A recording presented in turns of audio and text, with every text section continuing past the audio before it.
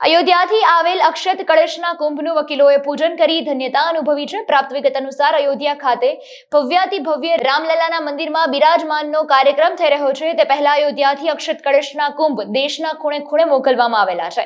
તે કળશના પૂજન માટે રામચંદ્રજીની ફોટો તથા અયોધ્યાના મંદિરની છબી પણ પૂજન થશે અને આવા કાર્યક્રમો દેશભરના ખૂણે ખૂણે હિન્દુ લોકો દ્વારા ઉજવવામાં આવી રહ્યા છે। ત્યારે કુલ 5 અક્ષત કુંભ આવ્યા છે, જે પૈકી એક કુંભનું સિવિલ કોર્ટ બિલ્ડિંગ પાસે આશરે 200 વકીલો દ્વારા પૂજન કરવામાં આવ્યું છે। આજે હિન્દુ જાગરણ મંચ દ્વારા આયોજિત રામ જન્મભૂમિમાં જે નવું મંદિર નિર્માણ કરવા જઈ રહ્યું છે, પુનરુદ્ધાર થઈ રહ્યો છે, તેના અનુસંધાને કળશ યાત્રા જે આખા ભારત દેશમાં નીકળે છે એનો એક અમને લાભ મળ્યો હતો અને એમાં લીગલ સેલ જોડાણું છે અને મોટી સંખ્યામાં બહોળી સંખ્યામાં વકીલોએ આજે કળશ પૂજનનો લાભ લીધો છે।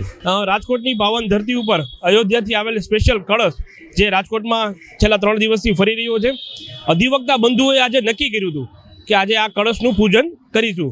હિન્દુ જાગરણ મંચના માધ્યમથી આ કળશ પૂજનનું આયોજન કરવામાં આવ્યું અને લગભગ 400 થી 500 વકીલો આ કળશ પૂજનનો લાભ આજરોજ લેવાના છે। ધન્યવાદ।